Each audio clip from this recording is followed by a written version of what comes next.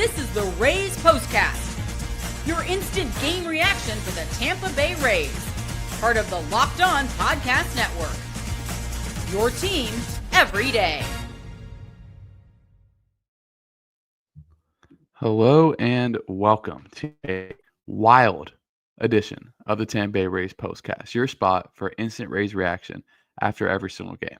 My name is Jonathan Shields. Follow me at Twitter at Johnny10Shields. This might have been the game that I've been most active on Twitter. I had posted some great stuff over there, and what a just beyond a crazy game that this was. And we're going to break it all down right now. In this one, we're going to talk about how this Rays lineup can be scary good. We're going to talk about Shane Baz, the good and the bad. We're talking about how Junior Caminero is absolutely on fire. And then we're going to look ahead tomorrow to see what the Rays can do to try to get ahead in this 4-game series 2-0. But first, we're going to talk about how this game changed. This is what you'll be talking about. I tweeted this out. I've never seen a game where one team had so much momentum and then go flipped, and all of a sudden they're getting obliterated 2 innings later. The Rays got off strong, right? 3-0.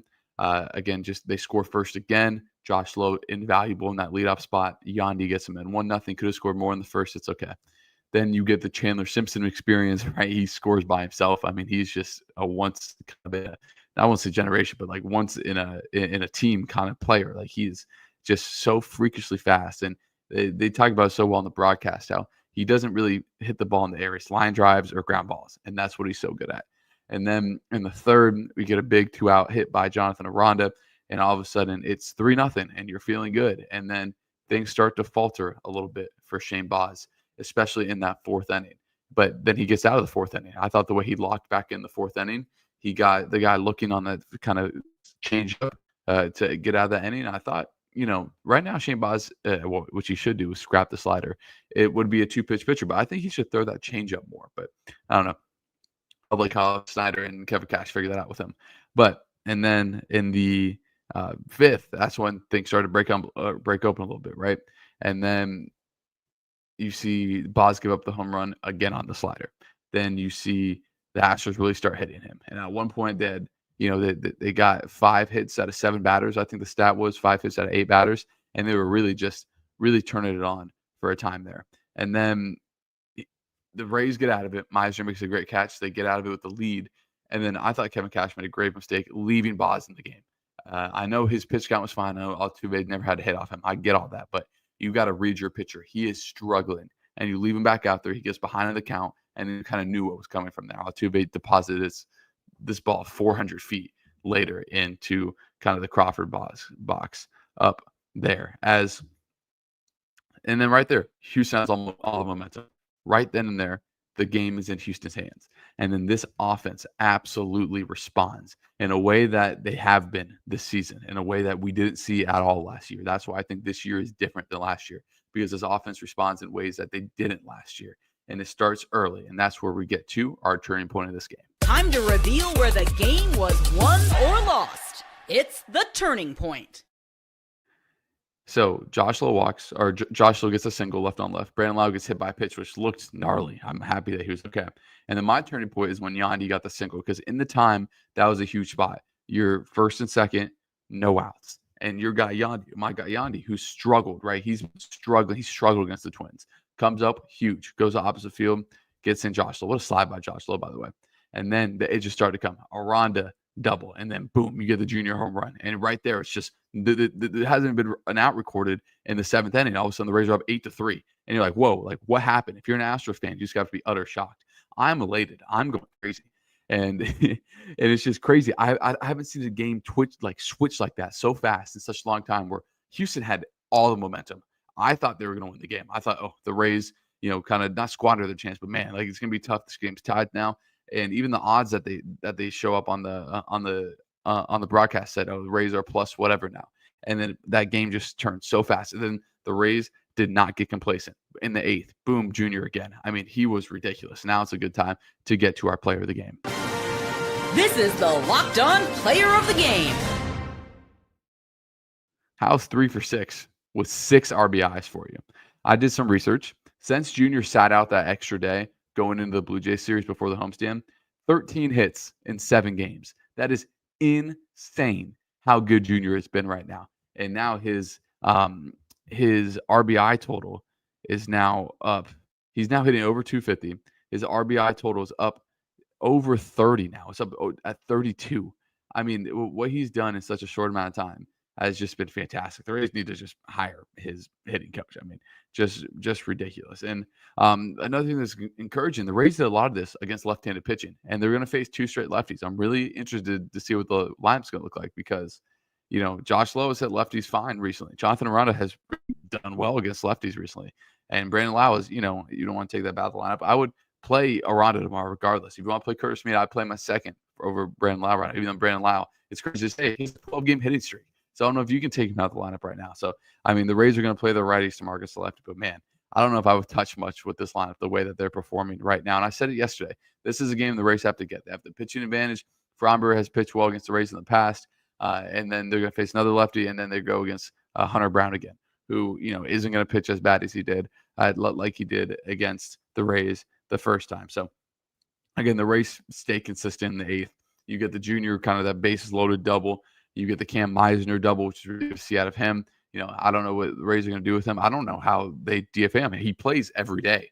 I don't know how you can justify keeping Morel on the roster and just, sending Misner down when he literally plays every day and plays a great center field. So I don't know what the Rays are going to do with Morel, but I mean, if he's not playing, he's got to be the guy you send down. I understand he was the big piece in that Brady's deal, but I mean, I don't know why you would touch this defensive outfield right now. And then, Cabby gets another double, and then boom, all of a sudden it's 10 runs in 2 innings when Houston had the game by the throat. It's just something that I have not seen in a very long time while I've been watching baseball. And I've watched, thousands of Rays games, and very rarely do you see a game kind of turn like this. Just crazy to see. So we're going to talk about how good this lineup can be. We're going to talk about Shane Baz, the good and bads, and we're going to look ahead right after this. This episode is brought to you by Wonderful Pistachios. Looking for a snack that's both delicious and nutritious? Crack into a good source of protein with Wonderful Pistachios. Wonderful Pistachios is one of the highest protein nuts. Each 1 ounce serving has 6 grams of protein, giving you over 10% of your daily value. Plus, they're packed with fiber and better for you unsaturated fats to keep you feeling fuller longer. Personally, I love the no-shell variety. It's a perfect grab-and-go snack for busy days, whether I'm snacking on my decks or on a road trip or just need a quick protein boost. They're always my go-to. And if you love cracking open every shell for that satisfying crunch, the in-shell options are always a classic favorite. Get snacking and get cracking with a snack that packs a protein punch. Visit wonderfulpistachios.com for more. So if you guys are in the live, make sure you leave a comment. Unfortunately, I have to say there will be no postcast tomorrow. I'm sorry, guys. I'll be right back on Saturday and for a majority of the season. I'm only going to miss like 3 games this year. Tomorrow just so happens to be one of them. I had some things that I had to do before I took the Rays thing. So this is one of them. So no postcast tomorrow, but we're back Saturday, Sunday, and then, again, just for the 130 of the possible 132 games after that. So if you guys are in the live, make sure to comment. We will get to them at the end, as we always do. So, let's get to Shane Baz real quick. And it's Evan Kloski had an interesting treat. Shane is so good the first time through the order. And then the second time through, because he's really only a 2-pitch pitcher right now because his slider is just not there right now. And teams really start to hit him up. And after, in the 4th inning on, I was very uneasy about Shane Baz, really the rest of the way. So, I mean, he said it like, is he better served as a reliever if that slider doesn't get fixed? Because he really only has 2 pitches that he's ultra comfortable with. But, besides that, if you look at just the raw number, he still went 5 1/3 and only gave up 3 hits. Didn't walk anyone, which is key for him because sometimes he can get behind in the counts, lose hitters. But again, it's kind of that Shane Baz experience right now where he's really good for 3 innings, really good that first time through the order, maybe even that first time and a half through the order. And then guys see him again and it's just start pounding him. So it's just been, tough for him because that slider has been his worst pitch this year by far. I mean, 6 of his 11 home runs have been on the slider. I mean, it's just a crazy stat. It seems like it's every game with him. But I still think that his delivery is so smooth. His stuff is so good. Like, he's going to figure it out, but he needs to find a consistent third pitch. And maybe that slider, because the slider was good last year. This year, something's off with it, and he just can't get a grip on it. But now let's talk about this lineup. I want to touch on Shane Baz. The bullpen, by the way, has been ridiculously good. I think they're top 5 in ERA now for out of bullpens now. That just shows how good they've been recently. But let's get into this. Let's get into this lineup. So you look at the lineup today. That first 5, you go Lowe, Lau, Yandy, Aranda, Junior. That is just a stellar first 5. I would put that first 5 up against a lot of other first 5s. That's a top 7 first 5 in baseball for sure. And they are playing like it. And then when you keep going down, you see guys like Simpson. I trust Simpson in a big spot 100% against a righty or a lefty. And then it's those next kind of 3 spots that are kind of hit or miss. And what do you get out of Cam Misner? But that can be a Jake Mangum, who kind of maybe you trust a little more. Obviously, that shortstop position is tough because Walls is inconsistent, and I really like Jose Caballero. I think he's one of the underrated players on this team, but that's going to be Hyun Kim soon. And in the catcher position, Theis was good today. Much better than Ben Warford. It's like night and day. But Danny Jansen's your go-to guy there. Again, he can provide you good at bat. Look at that lineup depth that I just mentioned there. It's almost you got to pinch yourself when everything's going good, like it is, and then you look at it. So let me give you a lineup if everyone's completely healthy. You go Lowe, Lau, Yandy, Aranda Jr., Simpson, Hyun Kim. You go Magnum and Danny Jansen. That is ridiculous depth right there. And it's kind of that stuff that I said. The Rays got to tread water until they get to this point. This point is here, and the Rays have now won 8 and 9. And I think the Rays can compete with anyone in baseball with that kind of lineup and with their kind of pitching. This pitching staff has found something. Oh, and by the way, by the All-Star break, by the trade deadline, the Rays are getting almost a trade acquisition when Shane McClanahan comes back. And, that's going to be better than any move any team can make, any player any team can get during that time. So, things are looking really up from the Rays. And all this really started when Josh Lowe came back. And he's been fantastic since he's came back. And I'm going to continue to be on the trend of the Rays deserve multiple All-Stars this year. Whether it's Jonathan Aranda and Drew Rasmussen, and another one, whether Brandon Lau, he's been playing really good ball lately, and pick whoever else you want. If no one else will campaign against the Rays in the national media, I don't know how national this episode will get, but this Rays team is playing better ball than anyone in baseball right now, and they deserve a little bit more recognition for it. And this lineup, like I said, can be ridiculously good, and they can be scary good once they get that length. But let's preview the game tomorrow. So the Rays will try to win yet another game. Now the Rays 2 games over 500, which is obviously really good to see. And this is something we've talked about. We go Ryan Pepiot versus Framber Valdez. Obviously, Pep had that just lights out start. His last time up, he went 7 shutout against the Blue Jays. But Framber has been pitching a lot better lately. He's 4-4 with a 3.39 ERA, 64 strikeouts. And with Framber, everything's the ground ball. His last time out, 6 innings, 4 hits, 1 run against the Mariners. He is on his last 4 starts, 7 innings, 1 run against Milwaukee, 8 innings, 1 run against Kansas City, 7 innings, 3 runs against Texas, 6 innings, 1 run against Seattle. So he is playing his best baseball of the year right now. And it is, something the Rays have struggled with the lefty.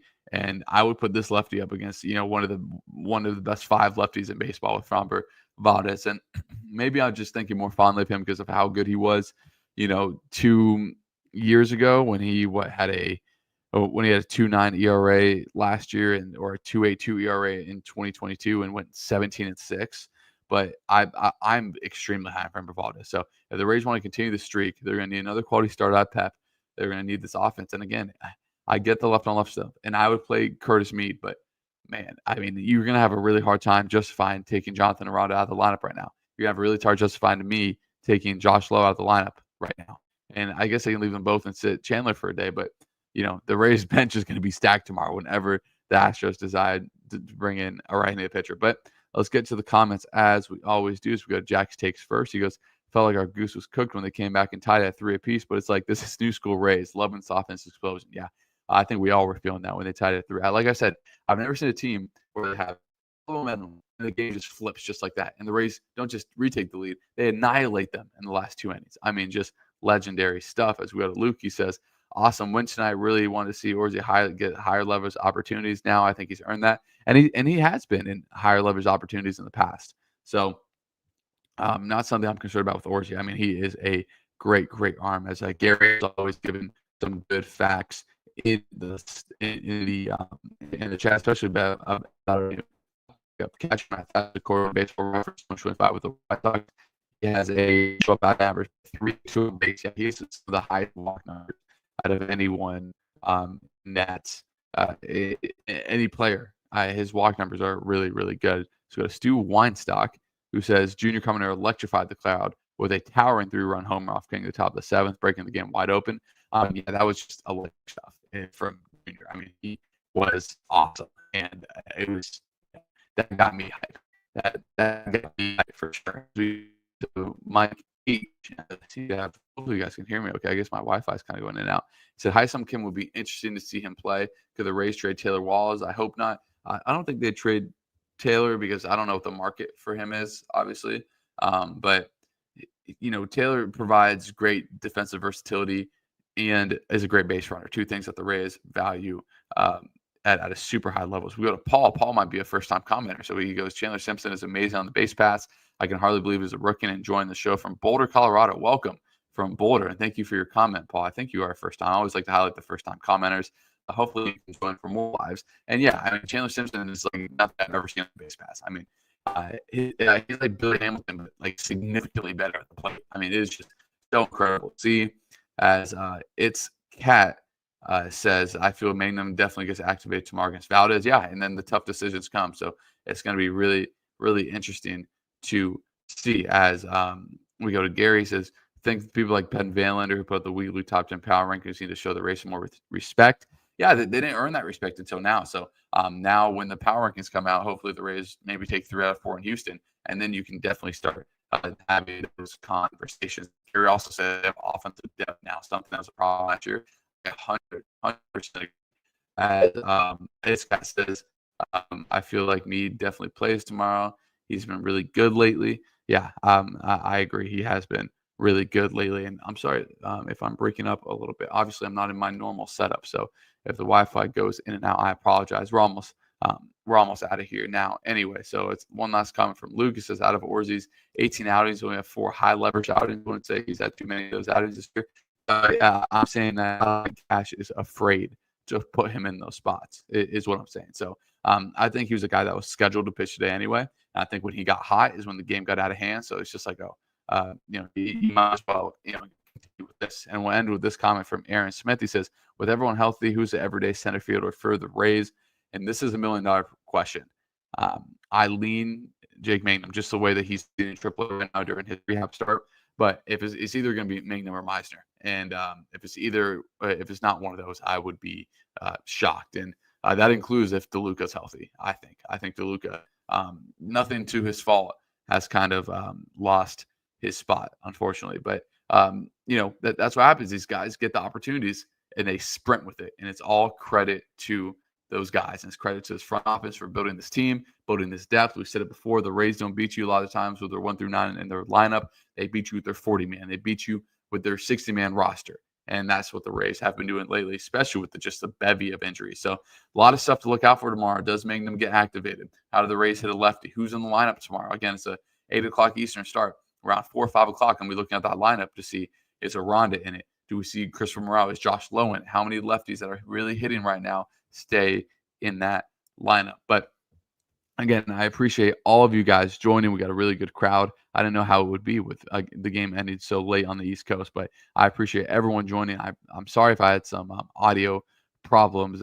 Like I said, I'm in a different location, obviously, but again, no postcast tomorrow. I'm sorry. Again, some prior commitments that I had before I got this amazing job, which I'm eternally grateful for, and grateful for all you guys for always joining and supporting this. But I'll be back Saturday again, hopefully coming off a Rays win, and I hope the Rays, they don't miss me too much tomorrow and drop the game. But again, it's a really good time to be a Rays fan. This is the most optimistic I've been about the Rays since honestly, since Wander hit that walk-off home run. I think it was against Cleveland in the season where they won 100 games, and then everyone remembers what happened from there. But, it is what it is. But again, it's a good time to be a Rays fan right now. We talked about the lineup depth and what that could possibly be, and it just puts a smile on your face. So hopefully the Rays can get it done tomorrow. I'll be back Saturday. Saturday's game is a 4 o'clock Eastern game. So we'll be live right around 7:30 on Saturday. So I hope you guys have a good day tomorrow, and I will see you guys Saturday, hopefully after 2 Rays wins. See you guys then.